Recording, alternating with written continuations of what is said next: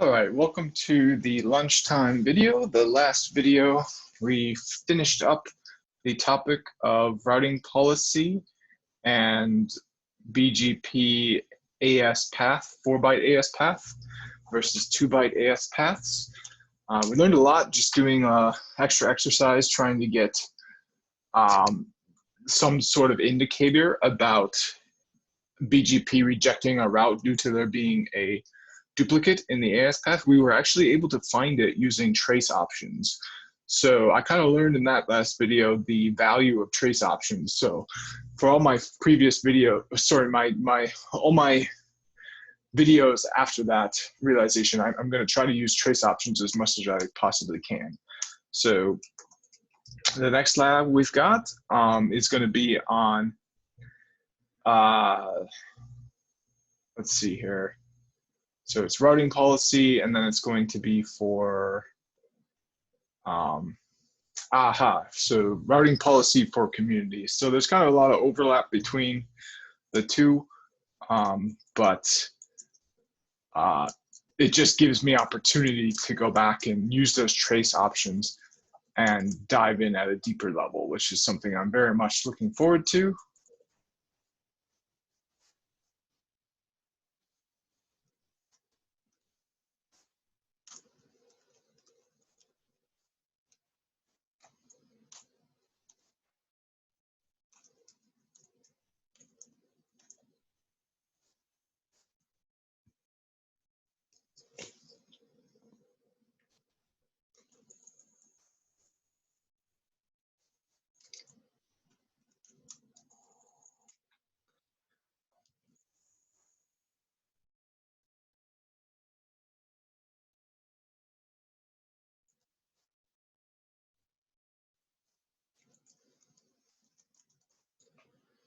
All right. So we can take the easy way and just doctor this up in a notepad, changing only the host name. And I'll probably leave the license key step out for now, because if I don't need to enable Triton mode, I won't even need the license key. So it's just kind of a waste of time to enter it if I'm not going to use it.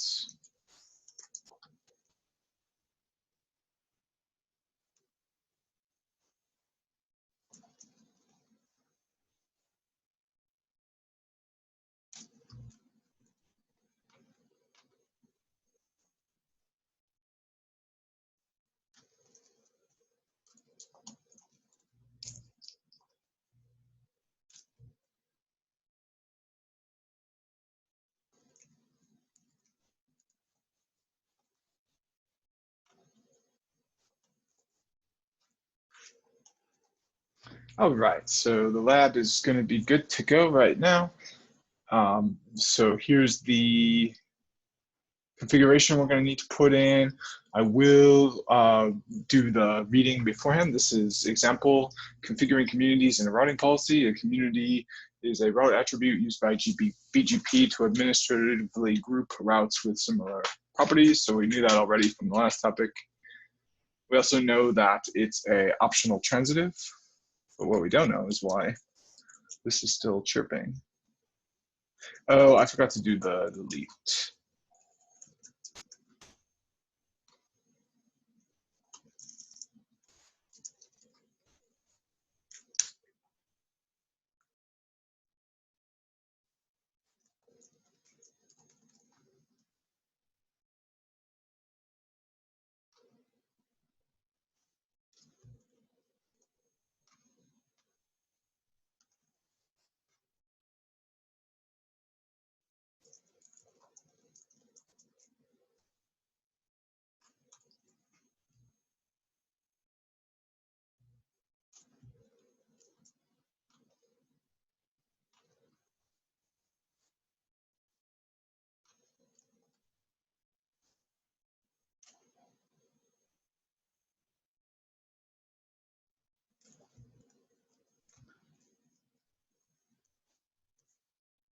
Perfect. So everything is good to go. All right, so the main role of the community attribute is to be an administrative tag value used to associate routes together. Generally, these routes share some common properties, but that is not required. Communities are a flexible tool within BGP. An individual community value can be assigned to a single route or multiple routes. A route can be assigned a single community value or multiple values. Networks use the community attribute to assist in implementing administrative routing policies. A route's assigned value can allow it to be accepted into the network or rejected from the network, or allow it to modify attributes. Figure 1 shows device R1, device R2, and device R3 as internal BGP peers in Autonomous System 64510. Device R4 is advertising the 172.16.0.0/21 address space. So that's going to be public address space. No, sorry. It's going to be a subnet of the private public space because it's a longer or it's a shorter. No, it's a longer prefix. So it's a subnet that was chopped off from the larger 172.16/12 address space from AS64511. The specific routes received by device R1 and device R4 are as follows. The administrators of AS4511 want to receive certain user traffic from device R1 and other user traffic from device R3. To accomplish this administrative goal, device R4 attaches the community value of 64511:1 to some routes that it sends and attaches the community value 64511:3 to other routes that it sends. Routing policies within AS64510 are configured using a community match criterion to change the local preference of the received routes to new values that alter the BGP route selection algorithm. The route with the highest local preference value is preferred. On router 1, routes with the 64511:1 community value are assigned a local preference of 200, and the routes with the 64511:3 community value are assigned a local preference of 50. On device R3, the reverse is done so that routes with the 64511:3 community value are assigned a total preference of 200, and routes with the 64511:1 community value are assigned a local preference of 50. This information is then communicated through IBGP by both device R1 and device R3 and device R2. Okay, so let's go ahead and do these examples, and let's try to configure as many trace options as we possibly can. We want to have verbose, nice output. So, and the great thing about trace options too is I can use these during the test. It's just a win-win scenario if I use trace options, whereas if I use something like Wireshark, yeah, I win in the lab, I get to see things nice and clear, but on the test, I can't use it. But I won't be giving up on Wireshark in the lab because it is a really nice tool. I really like Wireshark. And I actually have been lucky to contribute to some of the Wireshark documentation. I wrote a section on OSPF. It's just a user-supported community documentation, but you do have to be added as an editor by Jerry Combs. I think his name is Jerry, but by the person who's working on Wireshark, he has to add you as an editor in order for you to make changes to that knowledge base. So I hope what I submitted was good, but unfortunately that knowledge base is not reviewed or policed. So whether my contribution is good or bad is not something I'll receive feedback of, but it is kind of cool, I think, to be able to have some small part in Wireshark, even if it's just as simple as adding to the help documentation. for the, not for Wireshark itself, but for, in fact, I can just kind of show that off because I've got, yeah, here it is. I've still got a bookmark. So I just wrote, filled out about OSPF. This was completely blank, and you can see there's a lot of, things that you would do later. So this is my contribution. I just kind of explained the process of forming adjacencies and the BDR and the DR other and all that, because I thought I had a really good understanding of that and I wanted to share it.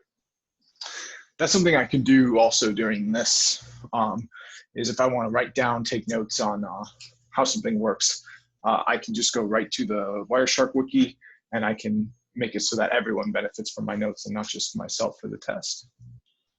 So, but right now, of course, that's kind of a sidetrack. You might have noticed I get sidetracked very easy.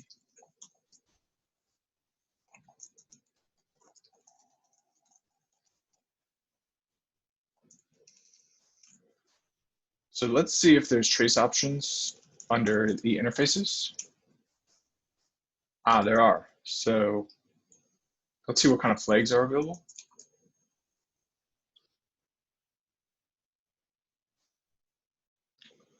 And let's just get all the, yeah, so set trace options file, and then we'll call it interface logs. Okay, it's time to edit BGP. Okay, and then let's, oops. Oh, right, because I'm in the interface still. Oh, and I did BPG instead of BGP. There we go. So let's have trace options. See what we have. So just going to do all.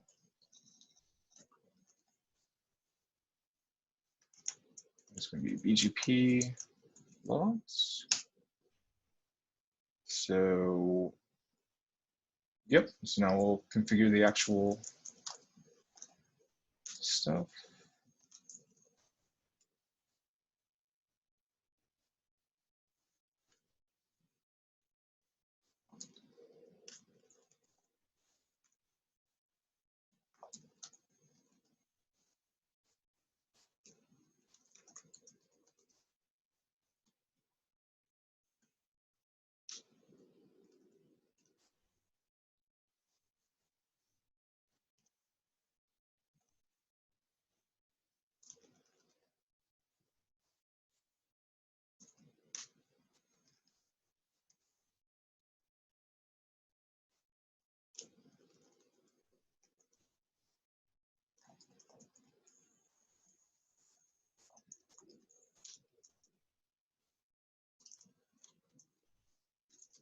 So here's all the flags we can look at here.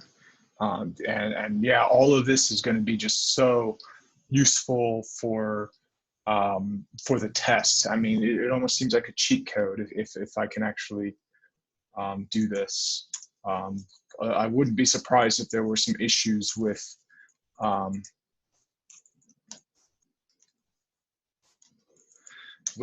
file space, something like that, especially in my lab because I opted for the cheaper option when it came to file storage. Perhaps I regret that now. I mean, I really haven't had any big issues with that, but if I want to collect large amounts of logs, I'm going to need more drives eventually, where if I had purchased more, it wouldn't have been an issue. Now, this is where I'm really curious. Do I have trace options under here? Nope, I don't. And that makes sense because it's just a policy. It doesn't have, it's not like it's a protocol. It's not technically doing anything. Let's see if there's trace options under policy options. And same thing, yeah.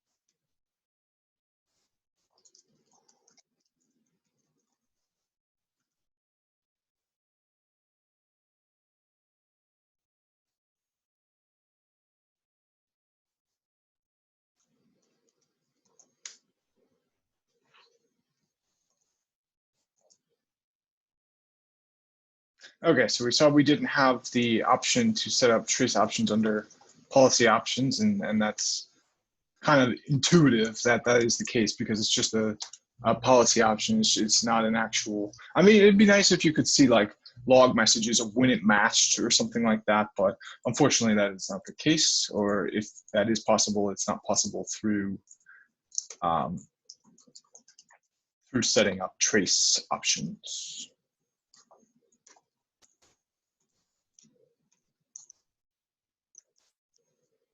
And here's the one that has that strange naming, but it makes sense if you're thinking of it from the perspective of the routing table on router 2.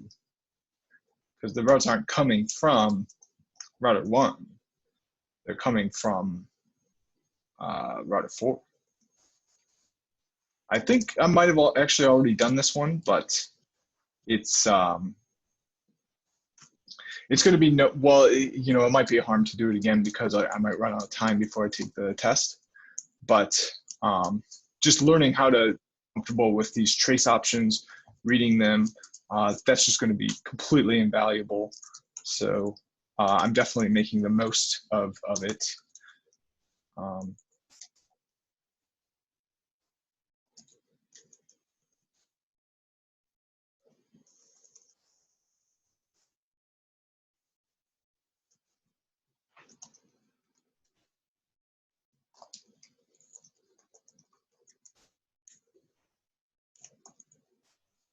So here we've got a 2-byte ASN.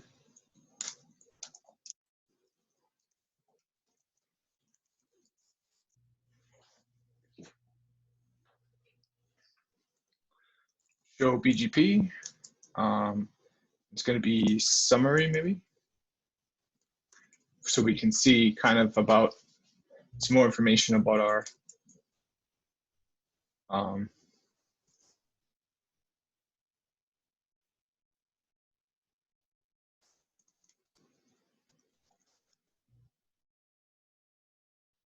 yeah, I thought we'd see some information regarding the autonomous system and kind of calling out whether it's 4-byte capable or not. It is going to be, this device is 4-byte capable. This is a 2-byte, but yeah, we're not going to see that. So that's okay though. It's not important. All right, device R2.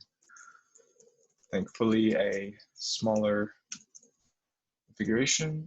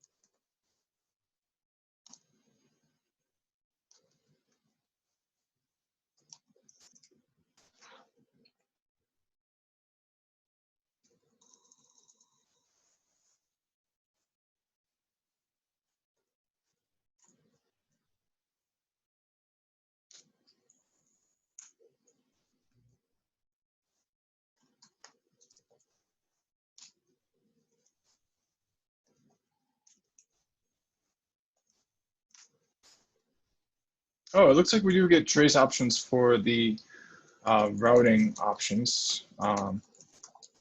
So let's see what we got for that. And let's add them to router 1 as well as router 2. Oh yeah, we get all sorts of stuff. So let's do an all on that. Set trace options file, routing, options, logs, top, commit and quits. Let's do a monitor start on that. Just kind of curious about what we'll see with that. So we're already seeing a bunch of stuff. So they're running timers, multicast stuff, so kind of stuff that's not really that important to look at, but just the fact that we have a chance. It looks like there's SNMP stuff that's ready. So yeah, kind of interesting.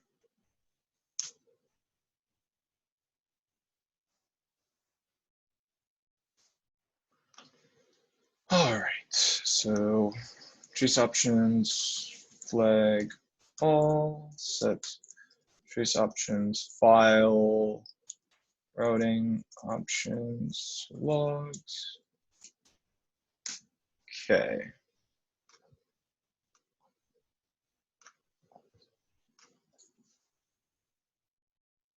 So router ID.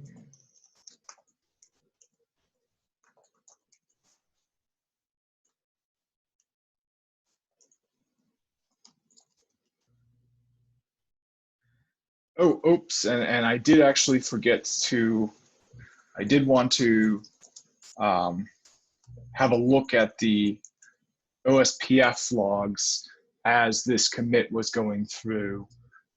Fortunately, I forgot to do that. So I'm actually going to recommit this. Rollback 1, commit, rollback 1, commits, but I'll wait until the chatter has died down. So yep, it looks like I'm not seeing any more chatter. So let's commit this and see that blow up. Oh, there's some chatter. So, oh yeah, it's going to send out hello packets still, even though the other side isn't up. So that's what we see. It's sending out those hello packets, and we know that because it's sending it to the multicast address for OSPF hello packets. So let's see it kind of blow up. Yep, so it's definitely blowing up.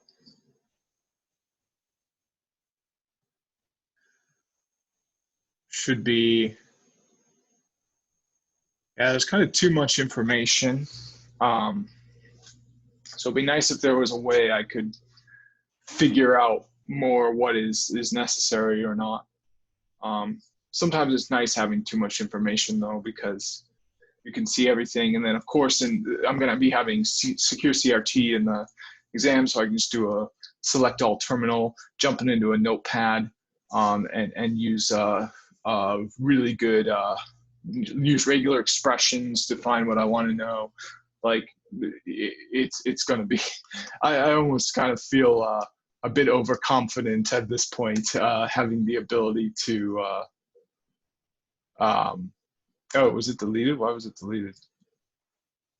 But having the ability to use Notepad++ with secure CRT and with the trace option file, like I can literally just highlight everything on the terminal screen. And not only that, I can clear the terminal screen and scroll back buffer. I can monitor start on my log file.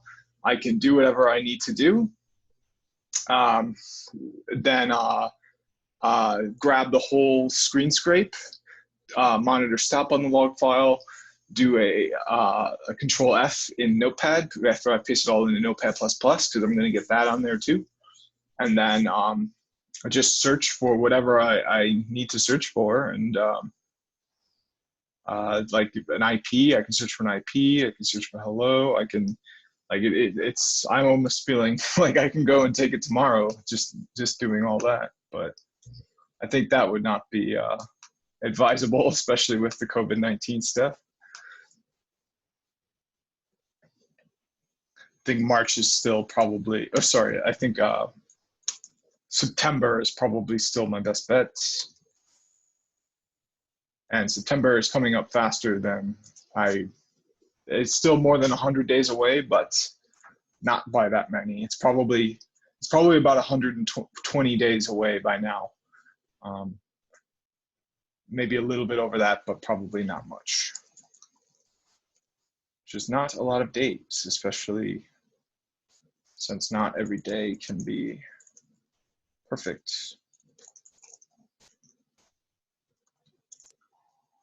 Oops, and I do want to set up trace options on here too.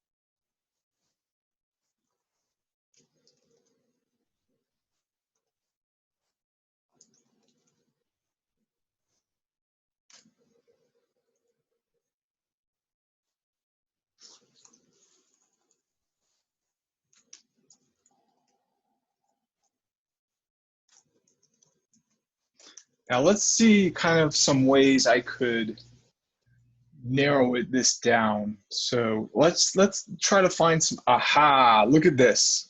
Look at how great this is. Trace 4-byte AS events. So right now I'm working on policy. So I bet you there's stuff, aha, look at this. Trace policy processing. So it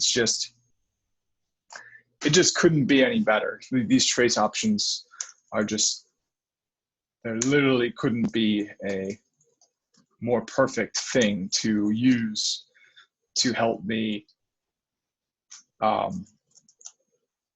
prepare for and in real time during the test to pass this test. It's almost like, it almost feels like I'd be cheating by enabling it, but there are definitely going to be no restrictions against doing that. And not only that, I've got Notepad++, and I've got secure CRT. So I can literally just spam my whole terminal with those messages, put them in Notepad++, and then filter them out for the information I need. So I almost, as I said before, I'm kind of at this point ready to just go and take it because I know how to do that. So how hard can the test really be if it's telling you exactly what you need to do? Of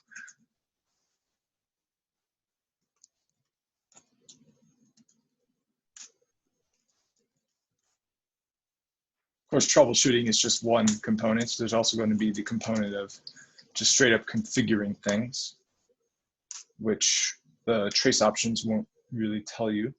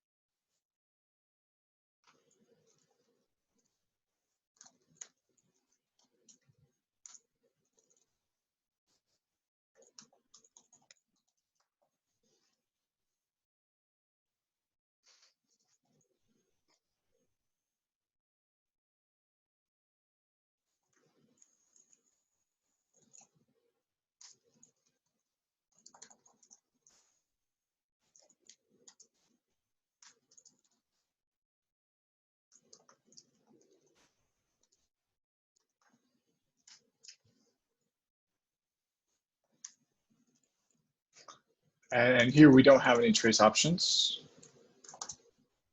So let's see here.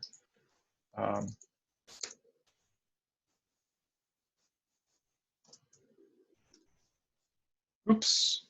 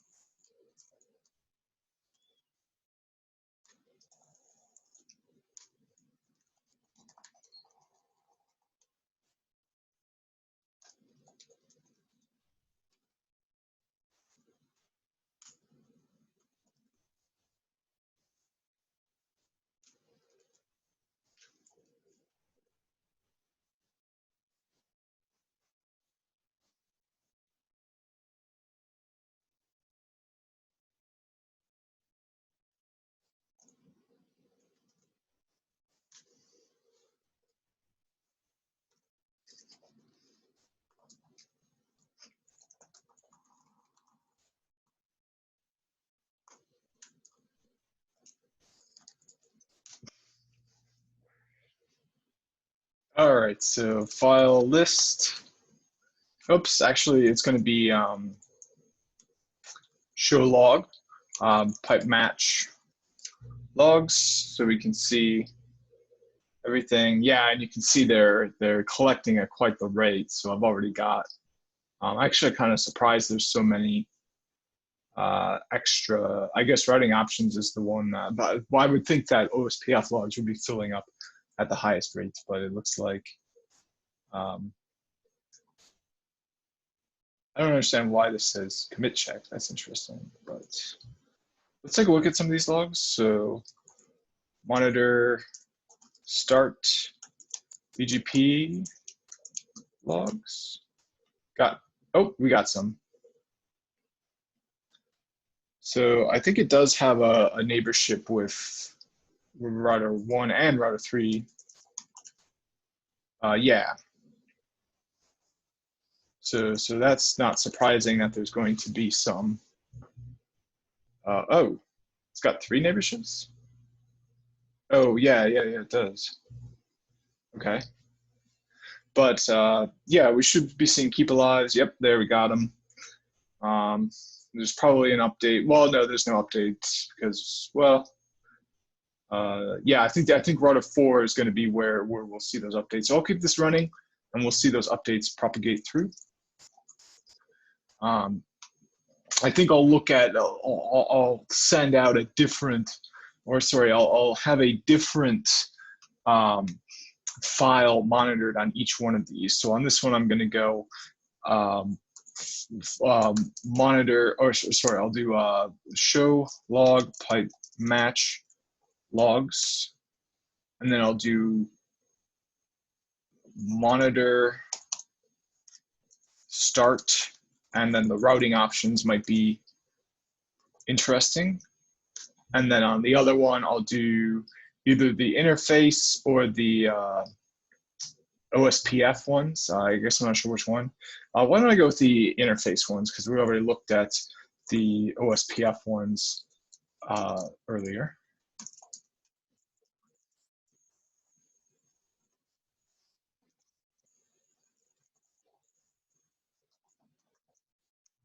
Okay, so now we're good to go. There's really nothing interesting happening on the interface ones, but there's all sorts of stuff happening on the router, and that's the kind of beautiful thing is we can do an enter here and an up arrow, and yeah, this is the routing options log. So there's a bunch of stuff going on the routing options log.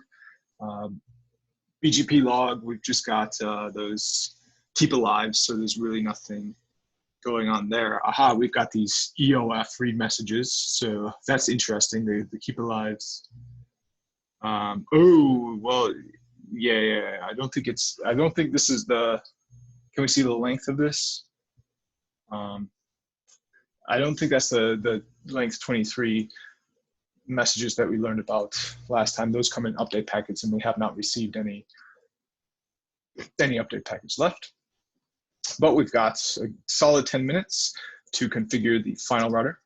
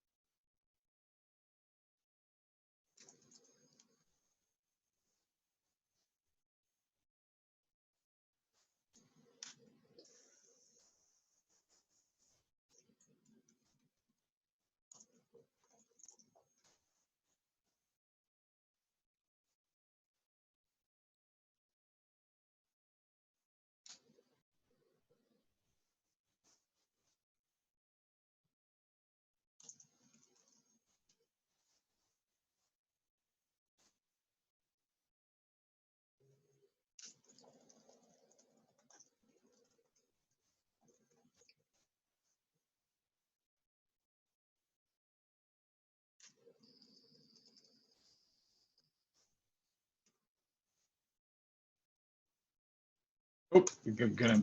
So you can't apply it to the whole protocols level. You've got to apply it to a specific protocol.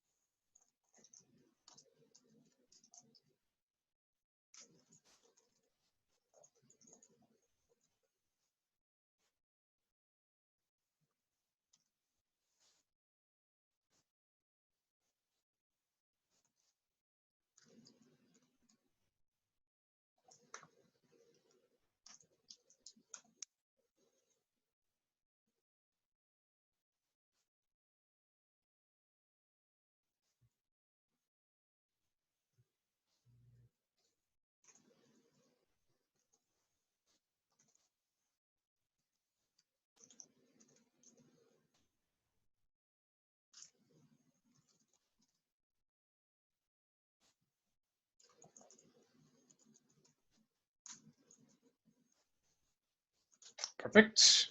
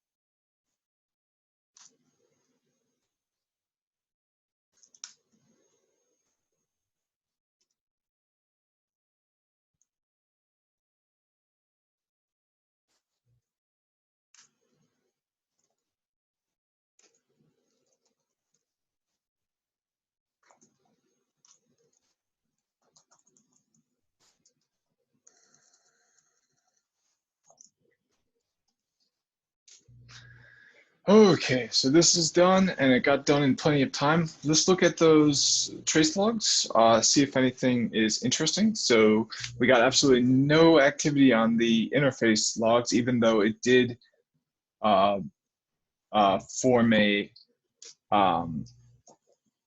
new BGP connection with router 4. I'm kind of surprised there was nothing, because there's certainly a lot of interface activity. It would be sending out BGP packets, receiving BGP packets. I mean, it's got a whole another direct route now. So it's kind of, to me, a bit of a surprise that there was nothing there. I guess it's good to know in the lab that you'd be wasting time to look at that than it would be to know on the test. So we should see some update messages. Unfortunately, it's going to be hard for me to look at them.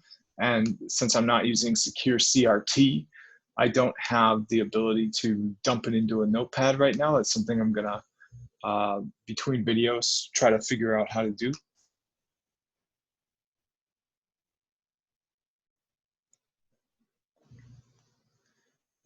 Yeah, there's really, this is really leaving a lot to be desired. Maybe I can have a script that I can write that will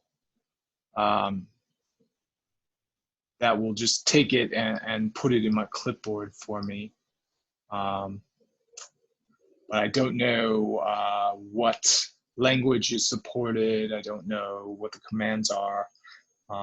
Yet another reason secure CRT is superior. It's because you can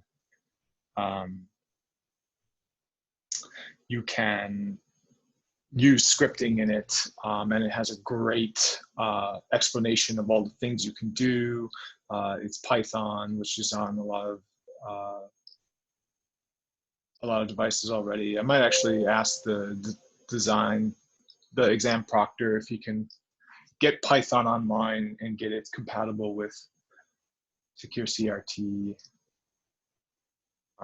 So yeah, unfortunately, this is going to be kind of a lot for naught, because without secure CRT or something that allows me to do a Control A and get everything, I mean, maybe I can enable the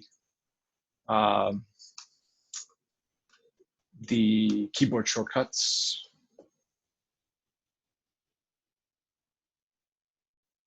See if that works. Nope, Control A is not a keyboard shortcut that that is going to be useful.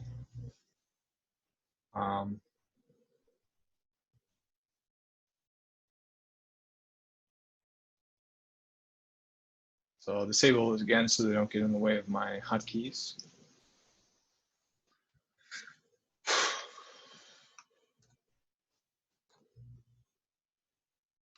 But there might be something to the scripting there. Let's see here. Let's type in Solar Putty scripts. Solar Putty does not include a script editor. During a session, the tool links an existing script. You create a session, script you want. Yeah, I mean, if I could just set up a script to clear off the screen.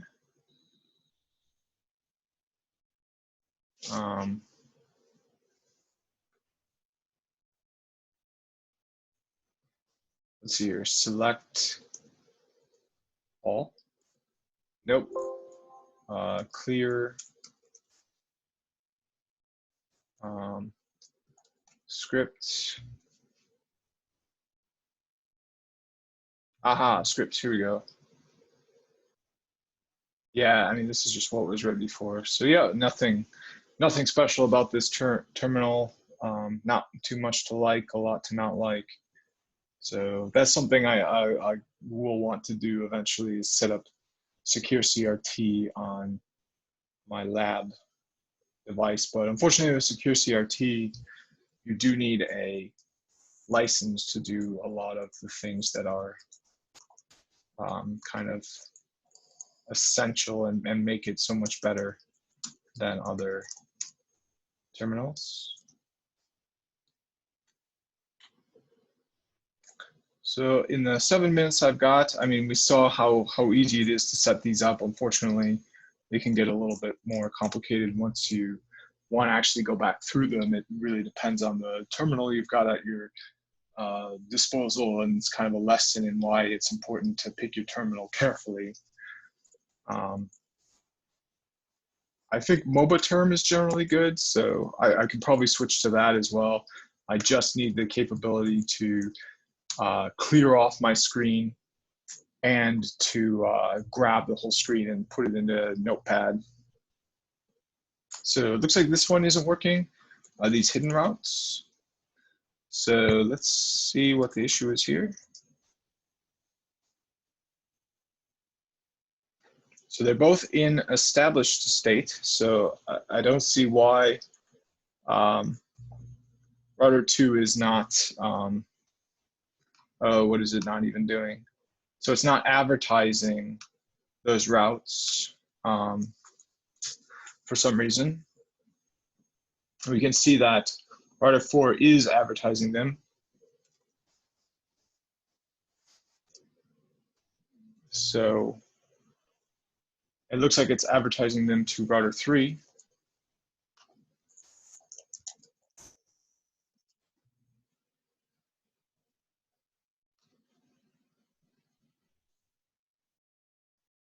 This is interesting. I don't know why they want you to check.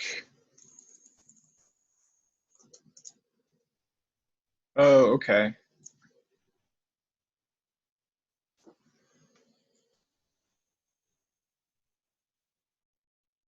Okay. Yeah, so you notice we don't have multi-hop enabled under eBGP configuration. That's because they're just using the directly connected interfaces. So that's where this address comes from.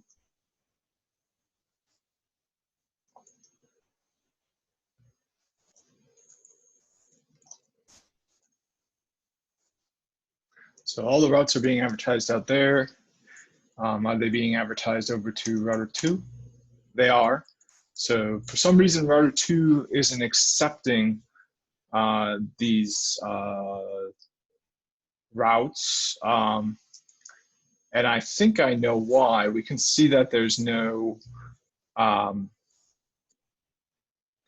router 2 is not advertised. Oh, I see. This, I think I submitted a download for this already too earlier. This is meant to be done on router 4. So now the receive protocol is what will be done on router 2. Yeah, I think I went over this one extensively in an earlier video. It's just the same subject matter as is in this video. So I just wanted to go back over it and make sure it was given its due credence and even more than kind of the extra mile.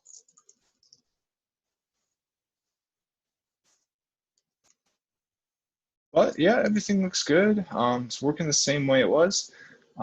So yeah, so stay tuned for the after work video. I think I'm going to do one last thing on this. And that's I'm going to, since this is specifically meant to be relating to routing policy, I'm going to disable the trace options for all. And then I'm just going to enable it for routing policy only on BGP. And then I'm going to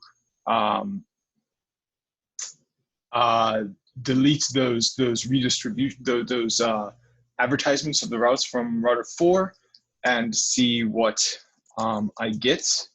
So I can probably even do that. I might have enough time. I don't know, 3 minutes is probably not enough time.